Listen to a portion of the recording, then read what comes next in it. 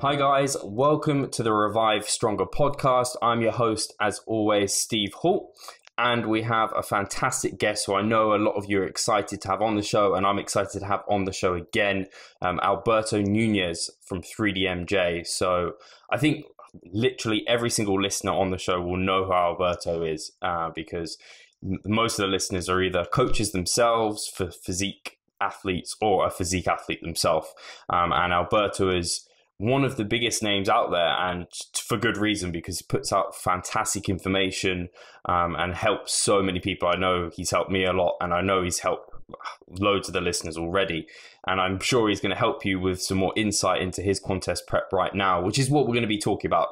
I think it was only a week ago. Well, yeah, it was a week ago. Alberto finished his contest prep season. So he's a bit more alive and human and kicking now, after kind of having a week of more food and a bit more relaxed. So the prep brain's probably kind of completely gone, and we're going to get the best from Berto, which is no pressure. But what I wanted to do was to, first of all, let Alberto kind of go over what he's had in the past, like contest wise, and then talk about kind of what this season meant for him. And then we're just going to really have a to and fro chat about kind of lessons learned, let Alberto be a bit selfish about kind of just actually talking about his experiences, because as I said to Alberto beforehand, we did the previous podcast where we went through the phases a bodybuilder should go through. So if you want that sort of information, stuff that you can apply to yourself specifically, and some general recommendations, I definitely would refer back to that, and I'll link that below. So without further ado, I will let Alberto hit it. And actually, I do want to say, just from the outside in, me watching Alberto's prep and to Alberto, and I hadn't said this to you off air yet, but it was just inspirational to see kind of you go through it, and someone who is experienced go through it and really share a lot, because a lot of competitors who are at that top end level don't share that much. I mean, you really did. So you really gave a lot out there. And I mean, the condition you came in, not many people think that Alberto could get leaner or look better on stage, but you looked fantastic. Kind of just, I mean, from the shots I've seen, just incredible. So yeah, thank you. And I'll let you take the floor. Hey, I appreciate it. And yeah, no, it's strange how prep is, in that you forget almost how hard it is until you're like deep into it and you're like, what did I sign up for? This is this is quite the grind. And it's funny how once you're about to jump off again at some point, you almost forget about that. It's like, it's nothing. I got this. I've done this before. I'll do it again. And I managed to make it work. So yeah, same old story. Like it was nice to go back to that, and I guess see that I still have it. You know, that gear. That was nice to just revisit and thrive under those conditions. But yeah, every prep's a little different. That is for sure. Prep was completed and done about a week ago. So today's Friday, and at this point last week, I was, like most Fridays, if you have a show on Saturday, you're kind of running around like, it becomes very real on that day. So it's crazy that we're here. It's over. We're done. Like that thing that started in late March is done, right? And that, I think just that in itself is a big deal, because I've always had this irrational fear that, and especially now that when I do decide that I want to prep, I like to bring people along, and I think if you speak to most experienced physique competitors, at some point they will have a prep where they had to abort mission for whatever reason. And I think just that in itself is a huge deal. Like you finished it, right? Whoever you see on that stage, and maybe like I think what people will typically highlight is like first thing when the guys line up is like, that guy didn't do his homework, right? He's a little off cheeseburgers from the back. But what people don't realize is that, this is what you see here today. There was a lot of other people that intended to go through with that, and they didn't quite make it. So just making it up there is a big freaking deal. Absolutely. So we got it done. And then the cherry on top was the fact that we did a whole host of things a lot better, a lot better. And there was definitely some different challenges this go around, and we thrived. So I guess that's my first time that I've pat myself in the back when it comes to that's like the first time I've actually reflected upon all that sort of stuff. What was different? I think I started usually it's January, so I join in while the resolutionists Yeah. out there that are like, hey, let's get those 20 pounds off. That's what I aim for too, about 20 pounds. So we started right around there. Only this time it was March, and I started a bit early, to be honest, because I just couldn't help it. I had just come back from the Arnold Classic. I was about 180 pounds, which was not where I scheduled myself to be. The goal weight is usually, I know that once I start seeing a few weightings below 160, that's when things start to look right. So I knew that more or less, let's just aim for that just to be safe.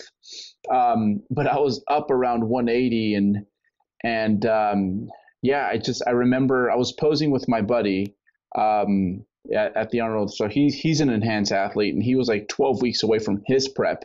And we got some posing in together. And that kind of confirmed to me that I don't know that maybe I was a little softer than I'd like to be. You know, even though again he's got the assistance on his side, he's going to get there in a much more efficient, straightforward manner.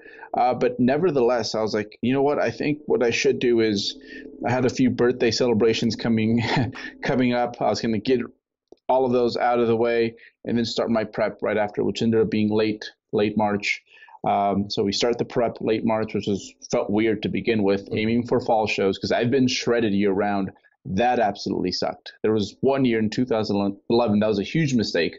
I got into contest shape around June, and I held it all the way until like November. Wow. And after I was like, you know what, that was all right, but at the same time, I don't think I ever want to do that ever again. And that's, we talked about hard and things being hard, and that's one where I still remember how difficult that was to this day. So we plan to arrive on time, not too early, you know, give ourselves some time to kind of taper up as we went through in that previous podcast.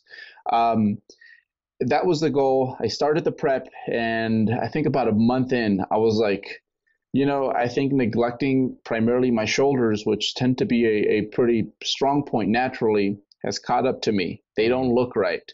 So I was like, I know how quickly things regenerate, especially when it is a strong body part. Yep. So I'm like, you know what, I'm going to take a month off from the prep. So I started early, only to take a month off, rebuild that a little bit. That's exactly what we did. And then almost right away, things started to look normal again. So I restart the prep. And now the issue, and this is what made this prep a little different compared to others, is that I had a bunch of, I guess, things going on the back end when it comes to my professional life. And even though what I do is all fitness at this point, nevertheless, it's like, you know, you need your brain, you need to be sharp. You know, this prep thing to a certain extent could just kind of take care of itself. And that's exactly, once we restarted the prep, what we jumped into. So yeah, you know, started the prep right in the meat and potatoes of what was going to be just a very treacherous, I think, professional season. I think almost the entire month of July, for example, I was not home. That's a long month. So we were kind of, we started the prep. I wanted to start losing fat again, and I wanted it to be in a very relaxed way. So I had targets in regards to the macros, but for the most part, the way I kind of did things, I never really put this out there because I didn't want people to do this themselves, is I did get myself the MyFitnessPal app again. But what I would do typically is I would put in my food at the end of the day, see more or less where I was at, and then I decide, okay, you've had enough, or no, you can have a little more. And this was based on the way I was looking when I did have access to a scale, what I was weighing, how recovery was moving about, what I needed to do with my brain at that point in time. And it wasn't until So I went to I did some there was a huge project with Omar in Toronto, and Oh and yeah. we really only had access in the gym. Like the gym was only free. The gym owner was kind enough to let us use his place, but the catch was that we really couldn't start filming until like 10 p.m. So Wow. a lot of the tutorial videos, a lot of the stuff that went into that project, it was like 2, 3 in the morning by the Oh, time we got done. And I think for that whole month of July, I was just like, you know what, you're just going to kind of eat intuitively. If you can lose 3 pounds during the month of July, you're spot on. And that's exactly what we did. It's just like I came back, I was in a reasonable place, maybe close to mid 160s, right where it gets hard. So I executed that perfectly, the whole intuitive eating, all the way into like about the mid 160s. And mind you, I started at 180. First week, I went down to 172, so all that bloat just came off. And wow. then I realized I wasn't too fat, right? So I lost about 8 pounds like the first week. And I'm like, oh, wow, like I still got it. And then between, yeah, I'd say from May to August, lost about 7, 6 pounds, right around there. But yeah, August I knew was going to be the month where I can really get to work. I was much better about sticking to my targets at that point. I Mhm. didn't trust myself as much either. So most of the time, that's how we did things. Um, and yeah, I think about a month later, I was in shape that I thought was perhaps appropriate to qualify. I ended up not qualifying, and I really put myself in a place where I had one show to qualify, and we did. By then, I was in proper shape, so I was able to qualify for Worlds, which was Mhm. was my target show. And then post qualifying by late October, I was yeah, actually no. Prior to late October, I was in a position where I could bring calories up, taper so to speak, Mhm. the bodybuilding taper, and just look better and more consistent and get leaner. It's funny how that works. Um, I would say that throughout the way that the from beginning to end, the biggest um, difference between this compared to previous preps was the fact that for a very, very long time, I made weight room performance and recovery almost priority number one above fat loss. So I tried to do that as long as I could. I relied on cardio a bit more for Mhm. sure. Big reason for that is that my girlfriend was dieting with me. She requires a little bit more cardio. This is probably also the most sedentary I've ever been. So I think last prep, I counted, I think it was a total of either 6 or 8 cardio sessions that I did. But I was donating a lot of time to a local animal shelter. So playing with dogs all day Okay. kind of took care of that. Um, and I just didn't spend 8 to 12 hours locked up in this office you see here. So we did more cardio, just made performance even more important in a way Mhm. until we got to the point where you're like, you're just not going to hit any more PRs, dude. And if anything, it's kind of dangerous that you Mhm. do. And then at that point, it's like, okay, you have numbers, hit those numbers. You're flat, you're hungry. That's fine. That's part of the process. Um, and lo and behold, it was the best I've ever looked. Uh, which to me, that's like Yeah. number one. You know that you can look back and you're like, wow, this is something that I've never done before. And then along with just the final product was better. I was able to salvage a lot of performance, which to me matters a lot. You Mhm. know, I like to look forward to my training sessions. It's still my favorite part of my day, and I want to be able to look forward to doing something while I'm there. Um, and then I guess on the outside, I was able to, like, looking back now, professionally, this was like the best year, and Amazing. and all while prepping. So when I look at everything and I really lay it out there, I was like, wow, this was a tremendous season, and I'm very satisfied with the work. Even though we only did 3 shows, it's probably the least amount of shows I've done since like my first season. But again, I'm my harshest judge, Yeah. and like that dude's pretty pleased. So that's I guess the summary of the prep beginning to end. It went really well. We finished it, and we never done this well. Mhm.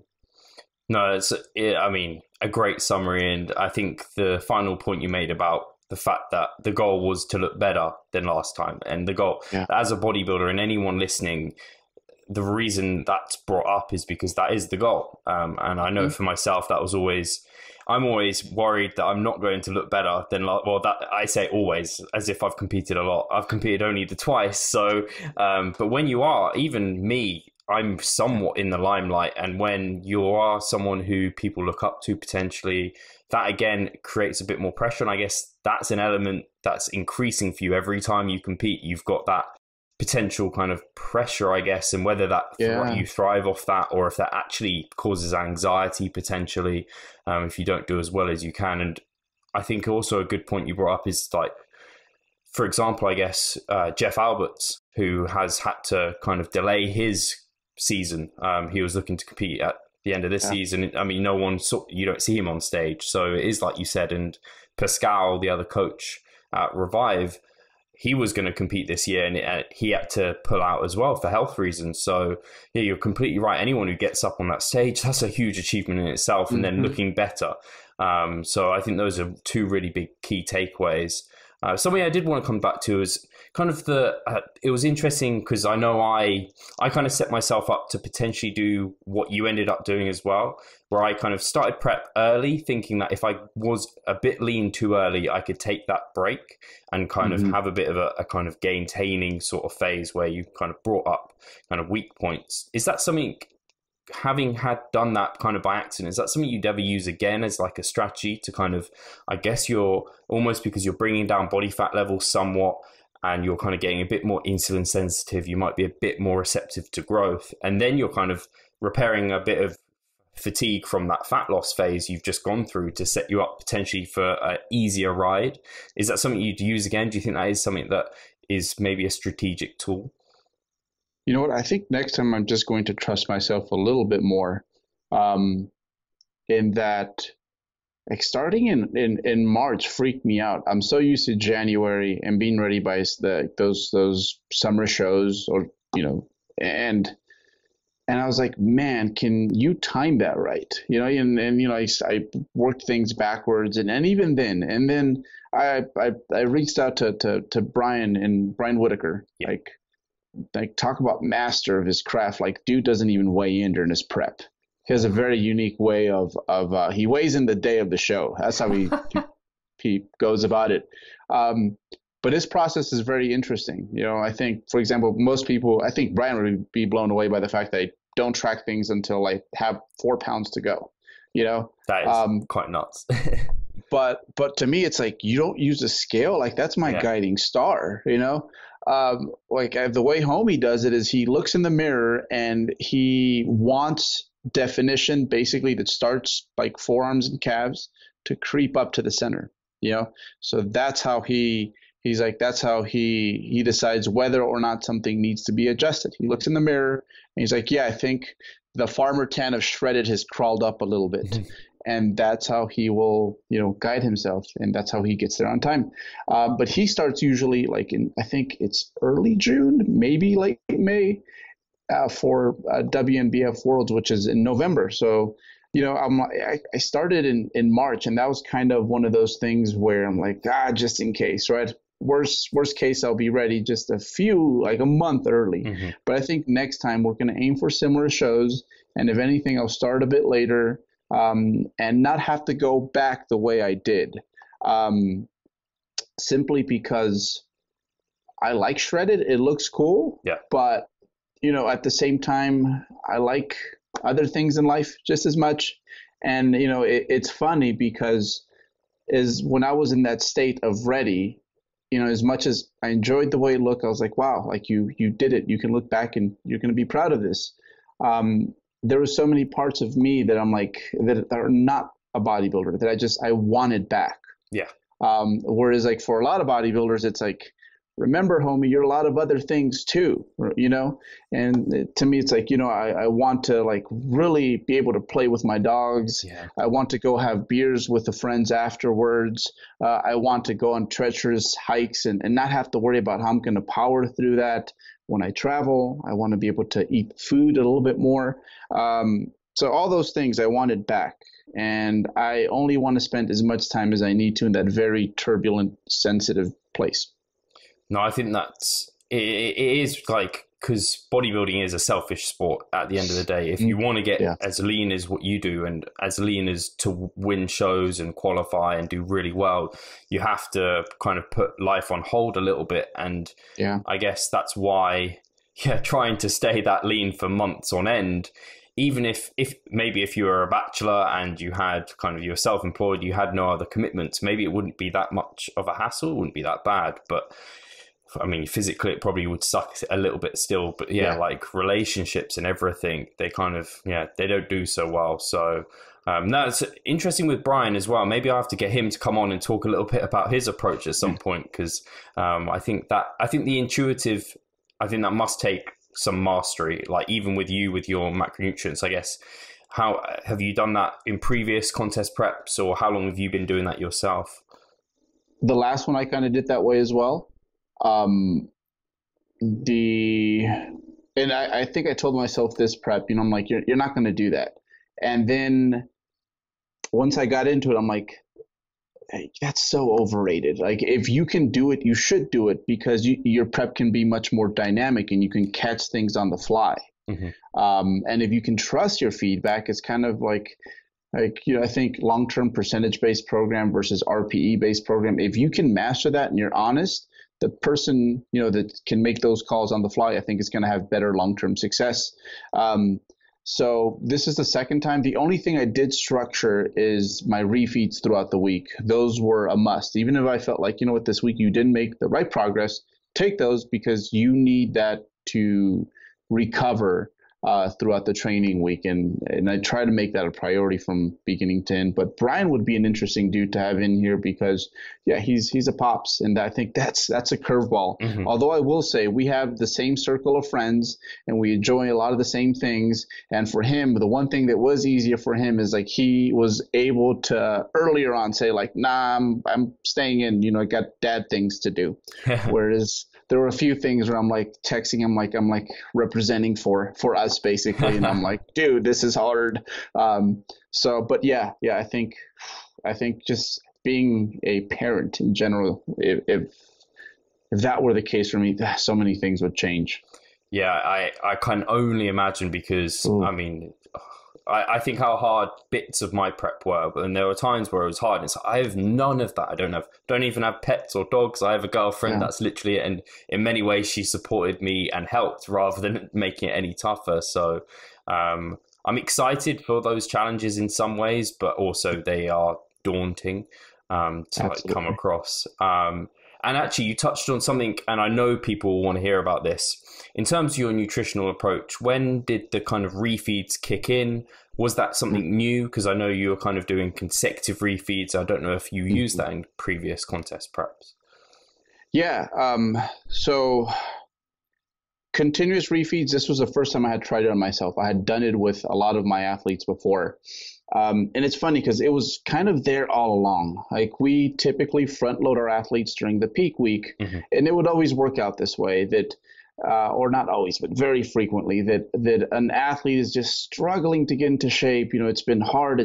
You just taken the hammer to this person numerous times.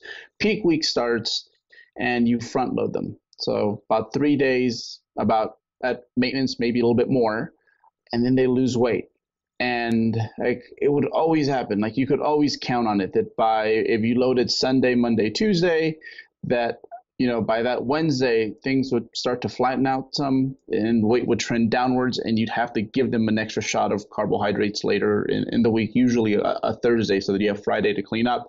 But it would just always happen. So it was always kind of like underneath our noses, the fact that at the very least, it could help with edema.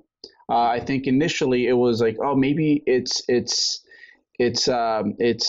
what it's doing is it's making the person feel a bit more alive.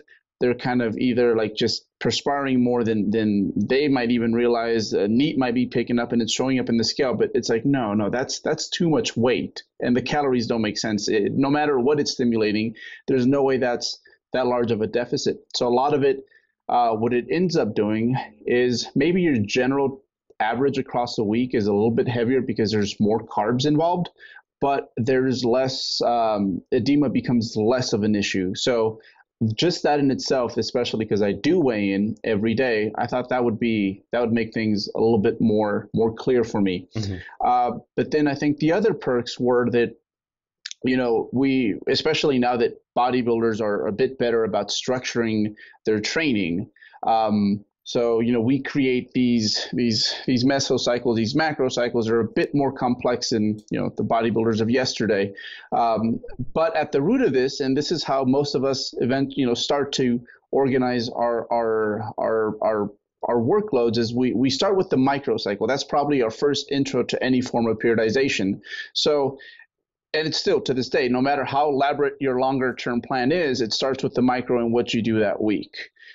So to me, it's like, well, if I'm trying to manage fatigue, I actually even have a day in there that's a fatigue management day for my bodybuilding. I think my nutrition, which is the source, which is how I'm going to recover, should probably kind of reflect that. And I think because of that, I was able to salvage a lot of performance. There was times where I could have hit off-season PRs about 2 pounds over stage weight, but I didn't because I didn't want to risk it. That was discipline, right? But a lot of that had to do with the fact that I think the microcycle when it comes to training, and then the microcycle when it comes to nutrition, they kind of intertwined together and they played off each other. So I did have 3 refeed days most of the time, and the way that worked is it was a pick me up at the end of the week. So that's great, right? The last training day of the week, you get a little extra food. And then the day after that, a day off with food. Wow, you feel like $1 million, right? And then the training week would start again, and I would get another collection of food. So I got to pick me up at the end of the week. I got to pick me up on that day off. And then finally, to kick off the week, which I would intentionally make the hardest day of the week, I get even more food. And I think that, especially for a natural athlete, like it's like whether you think it's enough time to stimulate anything metabolically, let's look past that. Like just the fact that it helps you perform. If you're a natural athlete, you have to lift over the course of a contest prep, or you will just look like you don't lift by the end of it. No, as simple as thinking about kind of recharging batteries.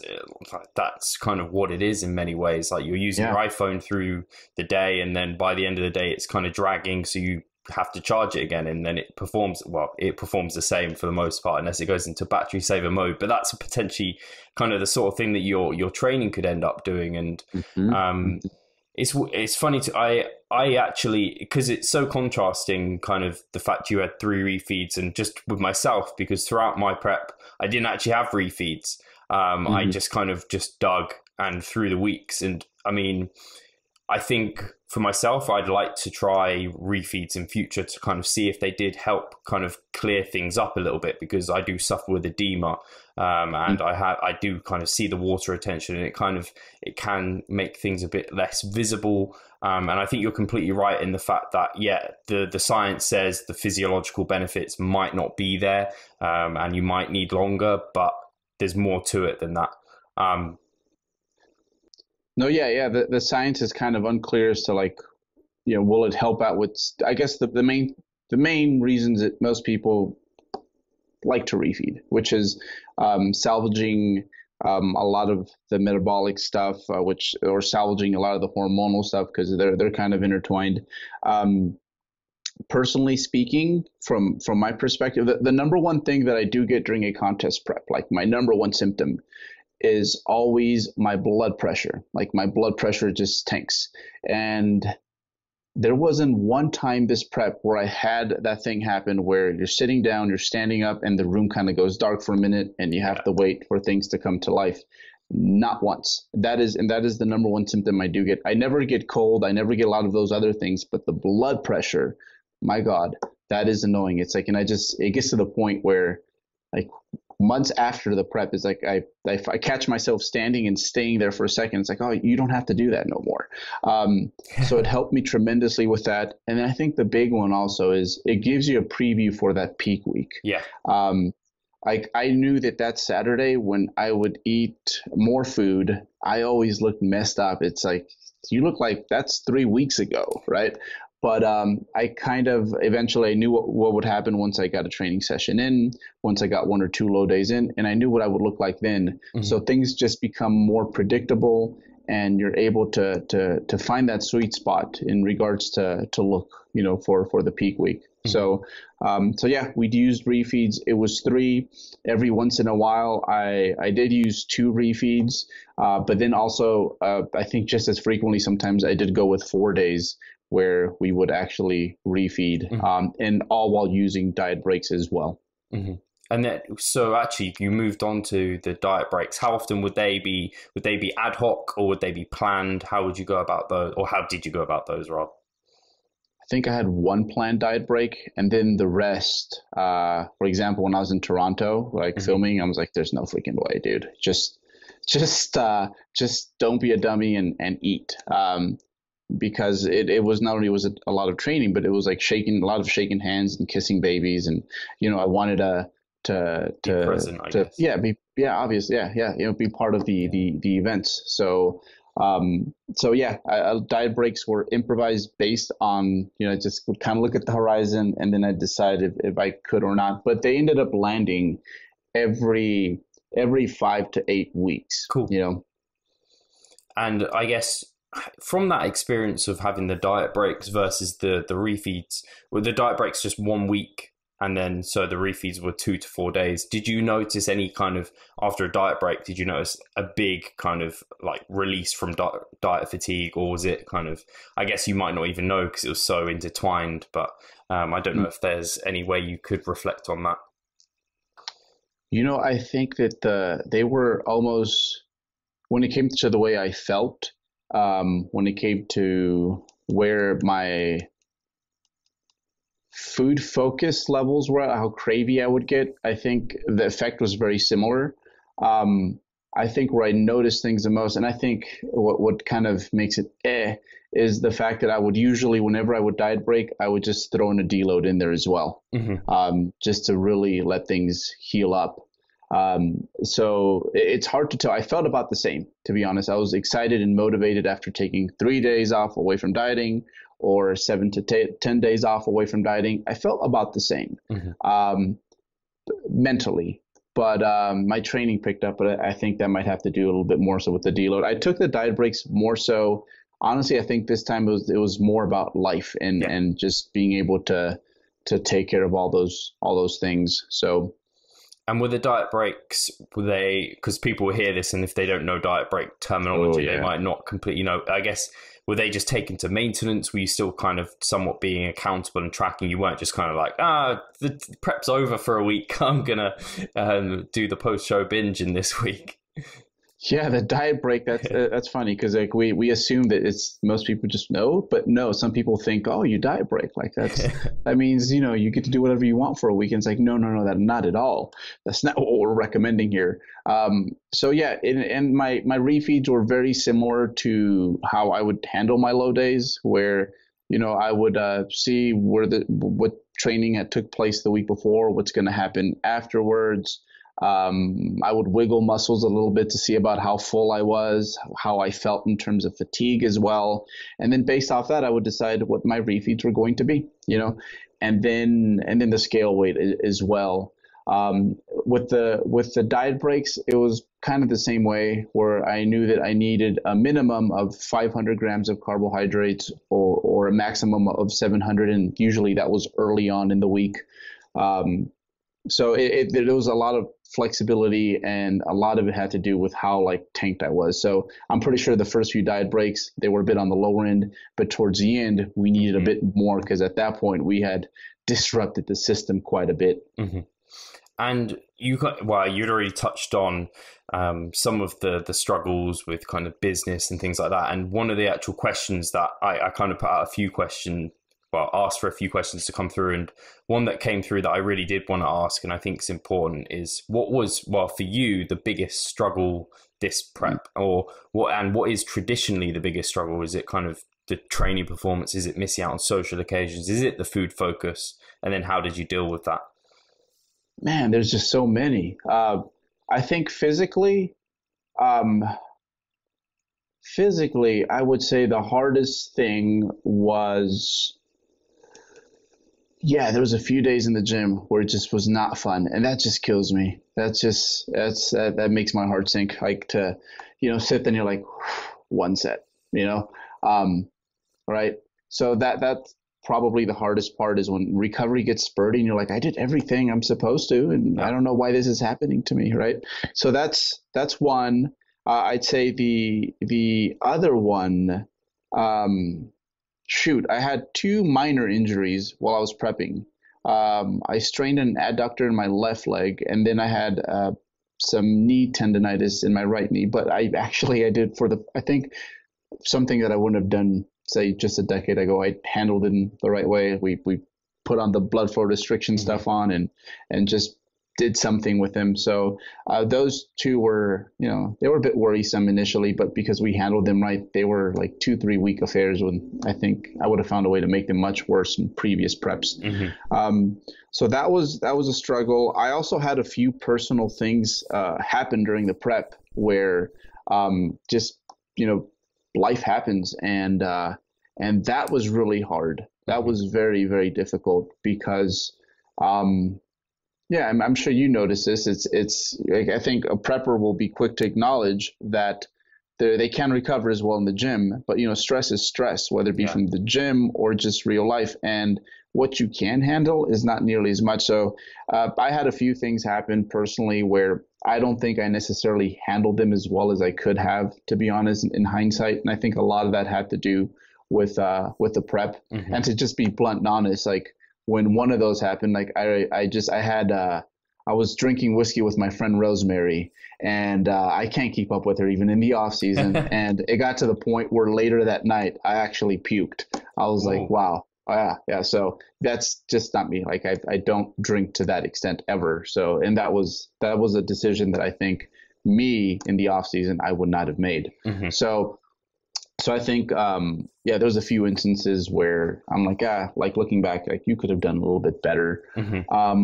I'd say, so that's, I guess, training, real life, business. I think we made that a priority, and we did a good job with that. I think another one, and this is probably one of my biggest regrets, and I think next time I do prep, I'll find a way to make this happen, is I do wish that a lot of this stuff that we're going over now, I would have documented for YouTube. But it got to the point where, you can't do everything. And it's one of those things where it's like, okay, like I can probably juggle 3 things at once and be really good at those. And like, editing videos, recording all the time, I'm like, it's just not letting me be the athlete I want to be. It's not letting me be the relationship person, whether it be coach, son, boyfriend. It's not letting me do that the way I want to. So I had to abort that. And I think next time what I'm going to do, I'm just going to find some kid who can take the spare bedroom. Definitely do it. And just record, so. No, I mean, I can completely relate to so many of those points, and especially the last one when, well, you talk about kind of, you have this bucket and you're filling it with stress, and you can only kind of drain that stress at a certain speed, and dieting and contest prep is going to takes up a big chunk of space. And I think for myself, like, I do at times as kind of a business owner, and you probably do as well. And because you have so many social media channels, kind of I remember it when I do, if I do contact you kind of on Instagram, I send you a message. I'm always so grateful that you reply, because I know I get messages, and I know how many kind of you must get, and there is a sense of overwhelm, and that can cause, and you want to help people and you don't want to leave anyone out, and that can cause anxiety and stress in itself. So I think the thought of kind of picking your battles is a really good takeaway from that. And I think if you can outsource, definitely outsource. Yes. I think outsourcing is something that you should, I think everyone listening will be like, yes, Berto, outsource it so we can see. Yeah, because there's just so many things. Like I would have totally been cool with like, hey, dude, get me. I'm about to hug the toilet. Like we need to make this. This is what happened actually, like during the prep. And I wish we would have had a lot more of that documented. So at the end, I think I did quite a bit via story because it was just way easier to like do this, and they're all gone and erased a lot of the good moments. But yeah, I think that's what makes him special. It's kind of, it became kind of this underground movement of sorts, you know? So no, I think I agree. It's kind of, it's like the vlogs you see now where they're very kind of like very personal. It's just you're holding it in the cam, but yeah, I think, and everyone's on their phones now anyway. So I think everyone would agree that although it's sad that they're gone, they are kind of documented in some way in people's memories. So in terms of, we've gone over kind of the struggles, we've gone over some of your nutrition. In terms of your training, did the structure of your training kind of, apart from the fact that you kind of dealt with injuries and things like that, did that change throughout prep? Did you kind of make any, I know you talked about kind of leaving stuff in a tank. I guess that's kind of using some RPEs that are kind of avoiding failure. Is there anything else that changed? How frequently we train body parts changed, and a lot of that had to do with just structurally. I wasn't able to handle the full body type training that I was doing most of this off season. I felt like it worked and it did its job, but I went from full body to like, you know what, we're going to do an upper lower because that gives us a little bit more of a break. And then recently, I wouldn't say I went bro, but like it's I hate saying it because then someone's going to do it and they're going to ask me, so compare. And it's like, dude, it was like the same routine, just like it was organized differently.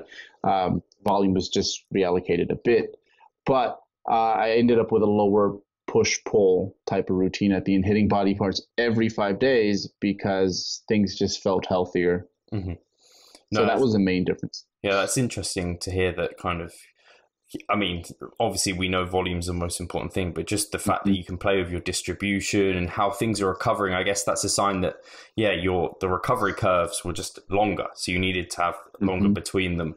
You could still handle that volume, and to keep that tissue there, you want to hold on to that volume. So no, that's interesting. I guess, did your deloads did they become more frequent at all, or did they kind of land where they normally landed? That stayed about the same the whole way, which I deload. It's 6, 5, and then 4 weeks, and then it just kind of keeps rotating like that. That didn't change too much, just the frequency, and that took some getting used to. It's like, wow, this is my third chest exercise today. I'm not used to that, you know, but there were some perks, and I had a lot of fun with that. And I think at the end of your prep, like, hey, it's kind of you got to make training fun, and it was fun. So. No, that's awesome. In terms of, I guess I'm interested to hear about how, because you're obviously 3DMJ, flexible dieting, they kind of go hand in hand. So a lot of people, and you talked about kind of the intuitive eating, and you'd eat, and then at the end of the day, you kind of round it up. Okay, what do I want to have in my flex bowl at the end of the day to finish my macros? Yeah. As many people know, in contest prep, the flexibility reduces. And I know for myself, kind of, when you are busy and you get a bit of decision fatigue from kind of being a bit flexible, and I'm enjoying that element now, like picking different foods and like, oh, what can I have now? What can I have in this meal? But I kind of settled into a bit of a structure, into a bit of a meal plan. Did you go down that route? Do you go down that route to keep things more kind of predictable in terms of, I guess, even down to like sodium? Did you end up controlling any of those elements? Water? Did you track that? Let's see. So I definitely, I remember my first prep with a flexible dieting format where you just swear you're getting away with murder, right? And it's fun and you try to push it a little bit. But it gets to the point where it's like you just like counted the like 5 different vegetables or something like that, and it's exhausting. And you know, when you really rack up how much time you spend in the kitchen, it's like, what can you be doing with that time, right? So we would just get into these flavors of the week. That's how we would do it. It's like I would, and if it worked and I liked it, I'm like, hey, let's just keep doing that. So for the longest time, my breakfast was either spinach, broccoli, or green beans, depending on what was on sale, right? And then would throw a kiwi or 2 in there, 2 whole eggs, and then 300 grams of egg whites. And that was my breakfast for a long time. And it was just very automated. It was just a habit. And I would go in there and do that. And that was probably the one meal that was the most consistent throughout the whole prep. And that has to do with the fact that I just need to start my work day. Yeah. So just don't think, get it done, like pound the food and get to work. And that's how we did everything. I think the only meal that we really like sat down and got to enjoy, and there was a little bit more thought behind it, was probably dinner. But everything else, whatever was the flavor of the week, like I did so much driving and eating this prep. Like it was I didn't want to become a foodie. That was super important to me. I just wanted to feel like Jay Cutler in one of his videos where I don't eat for pleasure, whatever, dude. But not to that extent, but definitely just I made that mistake where like everything has sprinkles, yeah. And you can literally judge how someone is doing during their prep by how much sprinkles they have in their Instagram, picture collection. So in regards to food, it was probably the easiest prep. Like that didn't exhaust me too much, to be honest. And I think it's because I've gone down that rabbit hole and I found a sweet spot where, there's consistency, there's some things are just automatic, but there's still the liberty and some wiggle room, should you need it. And, it's just, those things like, oh, today's a 2-meal day, today's a 4-meal day, that sort of stuff. So we made it dynamic, much in the same way the calories were set up. But, I do think there is some merit to just being just a little bit more regimented with how you lay out your food. Mm-hmm. No, I think that's really powerful because the structure helped me loads. And the reason I really wanted to burst out laughing when you talked about weighing out different kind of vegetables and things is because the listeners might know I have a massive salad in the evening, and in prep it was fine. Like I didn't mind spending it would take me half an hour to build this salad and weigh out each ingredient. And the past 2 weeks, I've been still having it because it's kind of where I get all my vegetables in. And I'm weighing them out and I'm like, this is, I can't be bothered. Like it might be 100 grams of lettuce. It might be 150. I really couldn't give a toss right now. And it's funny how when you're in prep, sometimes I actually found enjoyment out of kind of building meals and kind of concentrating on it. Whereas that's not real. That's not right. So hearing you talk about kind of driving and eating meals, that's something I'd love to be able to do, because even in my head, I'm thinking if I did that like a month ago, I'd be like, I'm going to stop, park and eat this meal and enjoy it because that's what I needed. So I think that's really powerful. And I guess that's after just years of experience of going through it and in yourself, you don't want to go too far into those holes. Yeah, you want flexibility, but there's like in everything else, there's a point where it's like, are you really making your life easier? And then I'm interested to hear, because a lot of people use the Walden Farms and they use all these calorie-free sweeteners and things like that. And I think that in itself can become a bit of a rabbit hole. And I know in my first prep, I used Walden Farms and it was kind of like the first time I'd ever had it. Whereas this time around, I was like, I'm avoiding all of that. And if I ever did get tempted, it kind of led to more and more and more. And I was like, no, I'm just better off cutting it. Yes. So do you kind of avoid those sort of things for the most part, especially deeper in prep, I think, is where it becomes a bit more of an issue? I think my vice was always diet drinks, for example. And that's one thing we cut down quite a bit. It was, I don't think I purchased diet drinks. Wow. If I ever had a diet drink, it was just, I would purchase one, like in a store somewhere.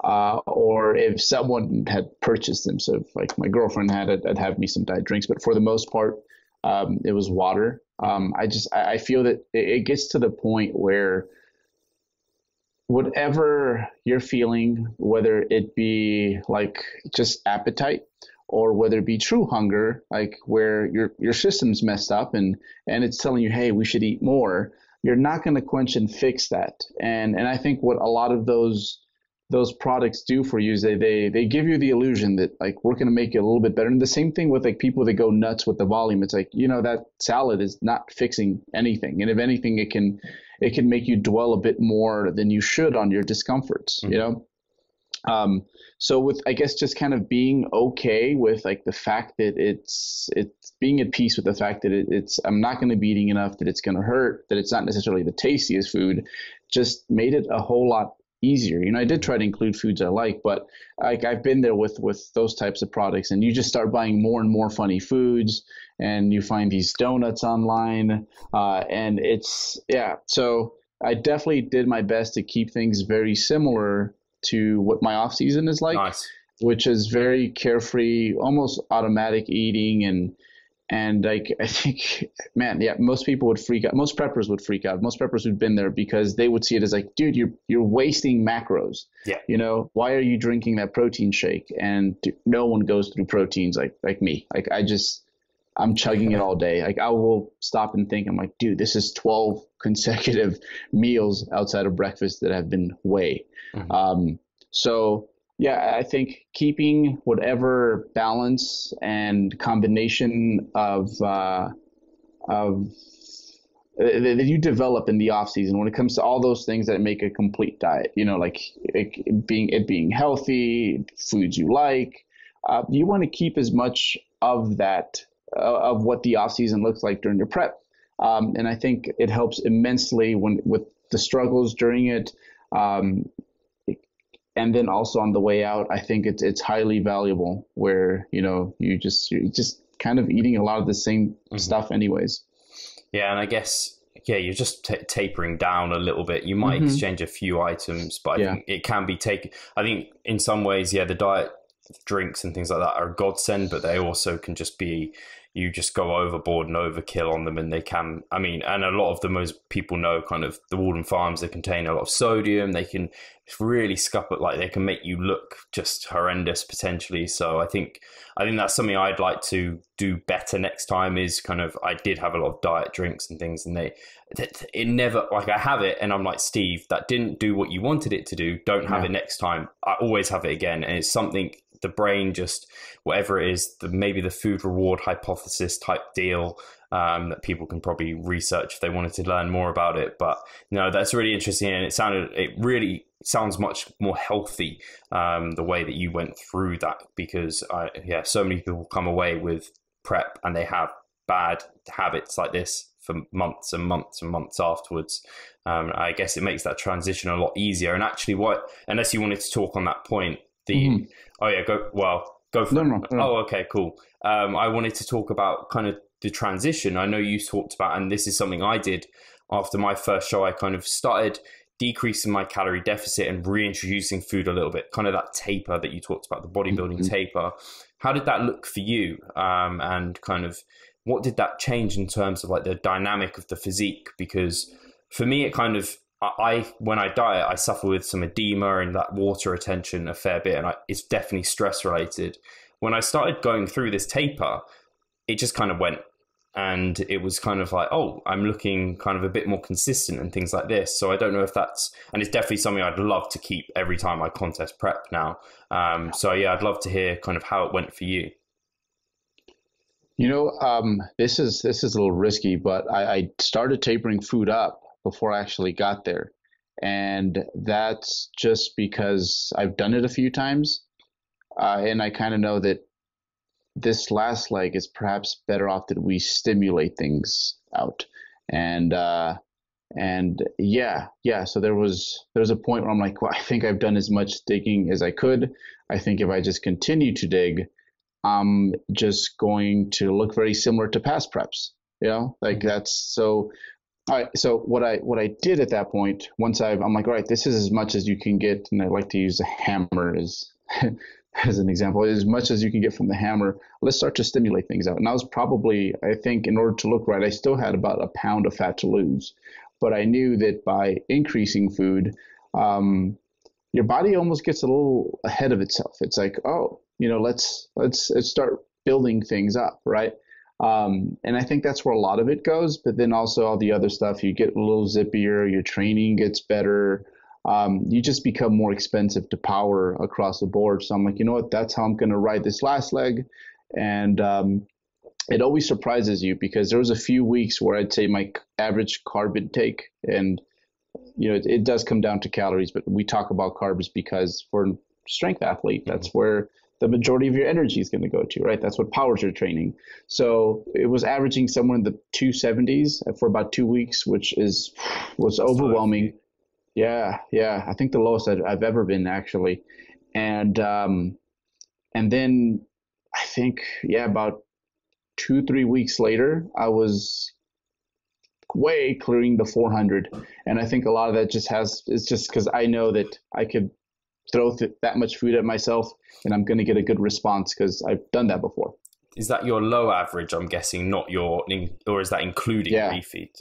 Oh, that low was average. just my Okay. low. Yeah, just my low. And then the refeeds, for the most part, they stayed pretty stationary. You know, they were towards the end somewhere in the 600s.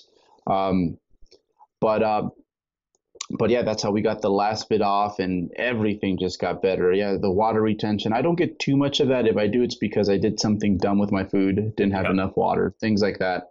Um, but but it made me look more consistent. I was only so flat most of the time. Training felt better. My mood was way better. So it made the last leg of the ride feel like a very comfy car as Hmm. opposed to the little electronic car that I was in prior to that. So major upgrade there, and I think from now on I kind of know that okay, that was for sure the right move. When I do get down to the low 160s to get that last bit off, don't add more cardio, don't take away more food. What you're going to do is bring food up. Hmm. And I get, yeah, the key thing that people need to realize with that is you're not actually you're not bringing food up into a surplus or even No, maintenance. You're still actually in a deficit. It's just kind of you're seemingly reducing the deficit on paper, but who knows what's going on through the body. And I guess a lot of it, like you said, with the refeeds, it makes things more predictable. You clear that water. I guess it's potentially some of that stress is kind of clearing through and things like that. And I mean, it works, and there's not going to yeah, be data on this sort of approach. So the data no. is your own experience. So yeah, it's really interesting to hear about. And how did that impact then when you peaked for shows? Did it change your approach? Is your approach kind of, yeah? How do you generally go about it? I get, because I know. I think I don't know what podcast, but there was some joke about like depletion and things like that. Do you go through Yeah. depletion? Do you go through loading? Yeah, what was your approach this year? So really quickly on the tapering and bringing food back up, there's almost it's almost magical at a certain point because you get this pseudo maintenance that you know is not really your maintenance. Yeah. And again, I think a lot of that goes back to the fact that your body gets excited and it's like we got to fix what you've been doing the last few weeks, dummy, right? So and when you think about this is one of the reasons that like that post workout meal never made sense to me even when it was like in high fashion because it's like if that were true, then by having that shake and having those carbs, you can go and train now and do better. You're recovered, right? Because it's a magical meal. But it doesn't work that way. When we taper, say, powerlifters for a meet, it takes many weeks to clear out all that excess fatigue and actually show up as strong as you really are. And the same thing kind of happens, and that's why I've called it the bodybuilding taper, because you throw some food at it, at the system, it gets very, very excited, chews through that, and you're like, wow, I don't think pound for pound I can handle this many carbohydrates in the off season. And a lot of that just has to do with, yeah, when you've been digging for that long, there's things to fix and your body really, really, really throws itself at that. So yeah, I know that initially I can work with quite a burst. Like when I thought it was time to taper up, I threw 150 grams of carbohydrates at myself, like right away. I knew that that's quite a bit of calories, Mm. but I'm like, I probably not going to be enough. And that was exactly the case. Um, so what it did do towards the end, especially when I was walking near what is my actual maintenance, um, and first of all, I do keep physical activity about the same, just so that I could keep things controlled, at least the calories out, right? Yeah. Um, what what what I started to notice is that I just felt peaked all the time. It was like I'll do 3 shows today if you need me to, right? So it made things much more consistent. And the only thing that it changed during my last 2 peak weeks was the fact that instead of doing a front load, I only loaded on Thursday instead of early in the week, and then wake up Friday, assess things. Where am I at, and either taper things down, or sometimes you know that you're just a workout away from looking tight again. Hmm. So it made peak week basically peak day, which would be Thursday. And a lot of that just has to do with the fact that you had spent the weeks prior to that peaking. Mm-hmm. Yeah, I guess in my head, whenever I think about peak week, it's very much, and like we said, carbohydrates. This is the muscles, we're trying to fill them with glycogen. And I think of like a bucket, and you're normally fairly depleted as a bodybuilder when you are dieting for contest prep. And so you fill that up with glycogen. So in this case, you're kind of slowly were filling up that bucket. So it was pretty much peaked all the time. So then you have that slight addition towards the end of the week. And then, I mean, if you slightly overdid it, then you can clear that up. So no, I found it to be a really kind of stress-free approach as well, because you really didn't need to do a whole lot different. And then I guess actually we've done the peak week. So then on show days, what do you do on a show day? Because I think I might have seen one of your show day, kind of you screenshot your MyFitnessPal. It looked like you basically didn't hardly eat very much at all. And then I don't know if it might have changed at other shows. I don't know what your kind of approaches are. I know there's various people have various different approaches, and just I'd be interested to hear what you actually did and what you find works for you. Yeah, the last 2 years with my athletes and myself, what I've kind of resorted to is like, I want to be in a position where we don't have to do too much. Yeah. And, worst case, if they leave us hanging, because you know how shows are, like 10 turns into noon, you're on it too, right? Like you want to be ready, and, you want to do, it's minimal stuff come peak week, peak show day. I like to be at the point where I am basically a little bit of salt and maybe a small piece of candy in case they really work us on that stage away from looking 100%. But you want to leave yourself with very little work to do on show day. And you want to look good all through the morning. And if something is thrown off, you're supposed to be on a 10 and now they're telling you you're on now, right? Which I've been caught with a sandwich in my mouth before. Like it's right. So you want to avoid that. And a lot of the work should be done prior to that. I'll have a breakfast in the morning. That's in my hotel room. We're nice and chill. We do a little circuit right after, and then go to the show and wait and nibble and kind of anticipate. Mm-hmm. Yeah, I guess I think a lot of people, they I don't know, some people in their head, I think, hear of show days and they hear of people pounding lots of carbohydrates and kind of various different strategies there. And in reality, we know like the post-workout meal, the reason it's not so important is because you've probably eaten beforehand, and that takes 8 hours to digest that meal. And then you did your loading, didn't you, earlier in the week? And so the glycogen's there. You just need to then, if you have done it right, your glycogen's there. You shouldn't be filling on the show day. You shouldn't have to do too much crazy stuff. So no, I like the approach of kind of, it's just another day. You just need to kind of have that shot of sodium, like you said, that acute change, which isn't a variable you can have, and not do anything that's too different that day. I think that's a really nice stress-free way to go things. And for myself, I had shows kind of sometimes back to back, like week to week, and it was kind of like, you can't do anything a crazy peak really anyway. So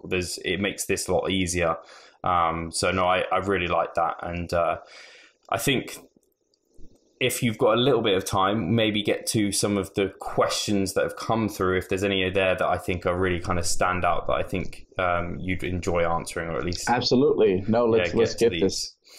You've been my therapist, Steve. You let me vent, right? So wait, I want to do you have anything else you want to vent? Because I think. Let's see.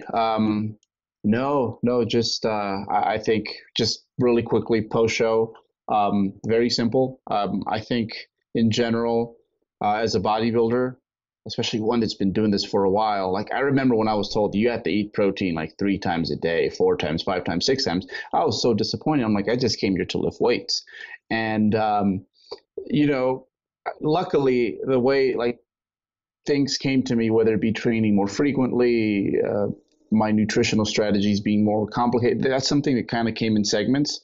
And now I do things without thinking that like the 16-year-old version of myself would have been like, dude, what kind of life is that? Right.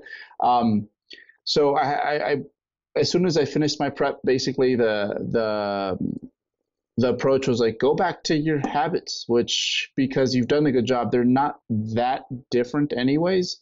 Um, the, so that's been my, I guess, my recovery phase. Is it basically don't turn down food the first week. Like whatever they give you, that's fine, because you are about 10 pounds away from the lower end of your body fat set point. So like you're not going to do anything or hurt anyone until you get up there, right?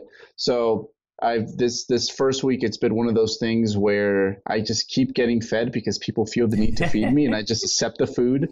And it's insane how quickly all cravings have subsided. And I think more than anything, I've never been this mentally full and physically full this early in a prep. I'd say that right now I am in shape. This is funny because it's only been a week and people are going to freak out, but I'm probably in the same shape that I was in July.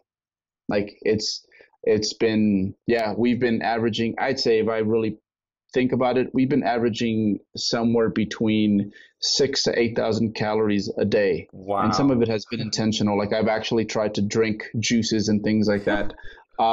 Just because I don't want this. I don't need this. Like it's one of those things. Like I want to be an athlete again. What is my biggest issue on that stage? It's not getting lean. My biggest issue is that, first of all, you're just an under muscled bodybuilder, and that's just always going to sort of be the case. So you're going, and not only that, you're an advanced bodybuilder, so it takes a long time. Why are you wasting time, dude? Like you need to get back to a sweet spot where you can progress and you're not afraid of hitting PRs, and then start working from there. And I think that's one thing that I definitely want to do, is I want to set the example when it comes to that. Yeah.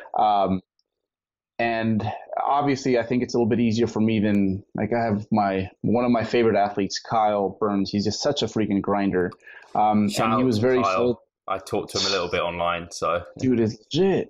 He gets after it, and we really like put it in there that, okay, post show, I'm like, Kyle, until you are about 170 pounds, you're not going to do anything. You're not going to do anything. And he was about 160 at the end.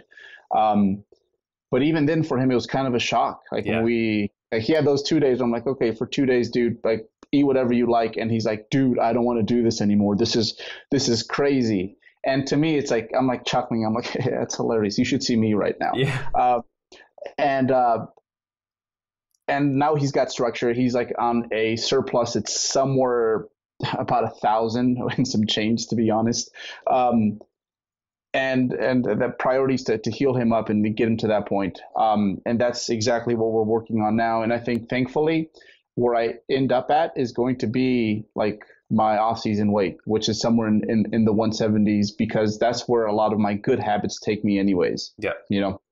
No, so that's what we've resorted to. Yeah, I'm really glad you actually touched on the transition out as well, because I do think that is something that people can royally screw up. And I know you commented on one of my posts where I talked about it a little bit, and I said there right out, this is the second time I've ever done it, and I don't really know whether I've done it the best way or the way I want to go about it, but I feel so much better, at least, and I think you might agree with this, because I did that reversal, kind of the bodybuilding taper myself. Yeah. So yeah, after doing that taper, it was just a continuation of that. It was just like a bump. So that really helped me anyway. But so if we get to some of these questions, we may have covered some of them. So one of them that I thought was interesting, which I think you'll have some good input on because you are very vascular in yourself. They asked, vascularity related to body fat levels, is it a good proxy to see how lean you are if you're talking about like the same person, so not kind of like comparing like for like? Yeah, they're little landmarks for sure, like and you've seen this now doing 2 preps, that this comes out at this body weight, this comes out at that body weight. Yeah. Sometimes it's hilarious how it works. Like early on, you might have a slightly different distribution, but at the end, it ends up being the same thing every time. So yeah, I know that for me, once I start getting glute vascularity that just pokes out. Like that's when I know it's time to start bringing food up. And Cool. that's actually when my hammies actually start to show up and I actually get some vascularity there. So it's the same thing as like a little crevice you might have here, striations in your calves. They're all good landmarks once you've gotten to know them and you kind of know where that puts you in relation to your prep timeline. Mm-hmm. I think actually on that point, because I know in my first prep, I got very lean and I got comments on how conditioned I was, but my quads, although I don't think I knew how to pose them properly, I felt my quads showed up more this time in terms of kind of striations and lines like that. Mm-hmm. But I think that was likely due partially to development. Do you think, does that change things a little bit as well as you've competed year to year? Like things just, I mean, you look at Liam, I've forgotten his last name, but Liam, who you competed against, he came second overall at the Worlds. Like his quads are insane, but they're so developed. He's very mature. So yeah, I wondered if that's something you've seen as well. Yeah, definitely. Especially if someone gets on stage during that early intermediate phase, like you'll probably put on enough muscle where things poke out early for sure. But I think once you're past that stage, you really have to get below your body fat set point to be like, off season was a success. Yeah. For sure a success can be confirmed. Yeah, I think that even just that was a good point, because I know when I started prep, I even questioned myself, should I do this? Because I'm like, I don't look any different. You don't think you look any different, then you strip it off. Yeah, there you go. There's a little bit of lean tissue there. Exactly. You have to wait later and later, it seems like.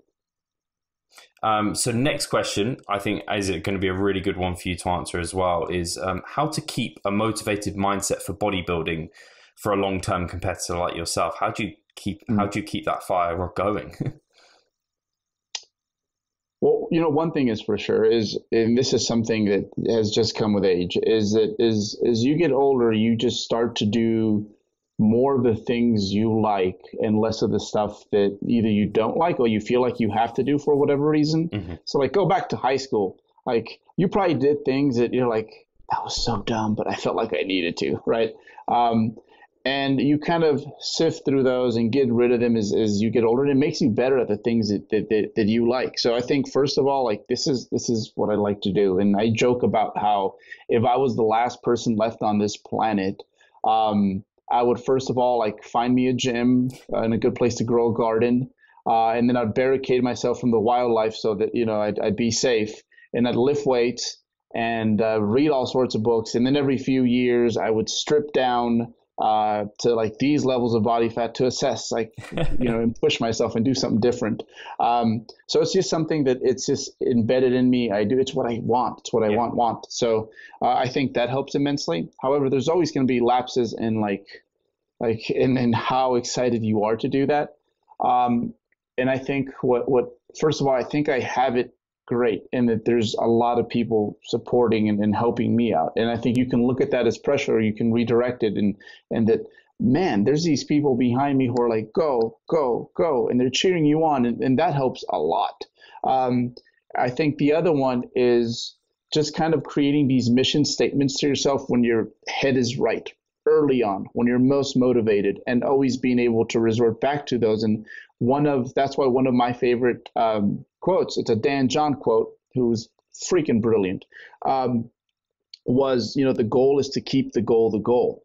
And if you can do that with a lot of things in life, like, dude, you're going to get a lot of stuff done. Yeah. So I use that quite often. The goal is to keep the goal. And if you can do that, you're going to kill it. Mm-hmm. No, I really like that. And I think a good part of what you said was, I think some people get into bodybuilding or they get into the gym and things like this. And I've had clients even online where like I have to talk to them like, actually enjoy this? Like, do they actually enjoy it? Because some of them, it's actually they don't have a passion for it. And if I don't think you should necessarily, everyone should do bodybuilding if you're not passionate about actually stripping down to stage. You don't have to. I guess it's someone like, you could look at Matt Ogus. A lot of people know he did it a lot, and he hasn't done it for many years. And I think he isn't sure if he's going to compete again, and that's absolutely fair enough. Kind of, if it isn't for you. So I think that's something people can remember as well. All the other questions we actually pretty much covered, I think, by going through your prep. And I'm conscious I've kept you for a good, decent hit of time. And I really appreciate having you on. So I know everyone is going to have absolutely loved it. I might say if they do have questions that they want to ask, post them in the comments, and potentially, I mean, if there's enough and there's some really good ones, we hopefully get you on again, because I know people absolutely love to have you on, and I love getting you, any of the 3DMJ crew on. It's always a pleasure. No, absolutely. I think, it troubles me sometimes, because I feel that just like the division itself, like bodybuilding, like it's an endangered species in some ways. I think in your country it's doing super well, and I need to look at how that's structured and why it's doing so well. But I think people like yourself, like AJ, like Kyle, like I enjoy seeing the next generation have a love for this, because, dude, I'm not going to do this forever, and someone like is gotta outlive me by 10 years or something, and they need to keep passing it on. So, the fact that I guess like we have the next generation at least covered, and at some point, like, I'm gonna be, I'll be that old man that rolls in with the FUBU. I don't know if you're even old enough to remember that, but it's just a get up you don't wear, because it's like from the early 2000s, right?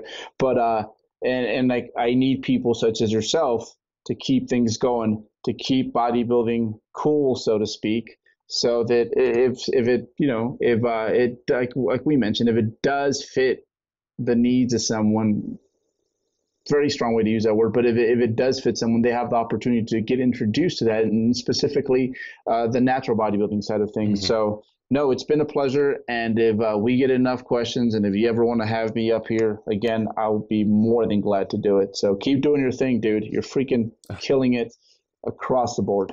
Thank you so much. I mean, to hear you say that, it means the world to me. And yeah, I mean, I'd love to, if I can ever do anything to help kind of natural bodybuilding grow, because I do think, like you say, I mean, it is just such a niche thing, and it can be done in such a good way and be so positive. And I think 3DMJ have been an excellent example of that, but it can be done really badly as well. So, awesome. That's brilliant. And I, again, thank you, Alberto, and thank you everyone for listening. And if, like Berto said, if you've got questions, drop them below, and maybe we will do another show. Cheers, guys. Take care.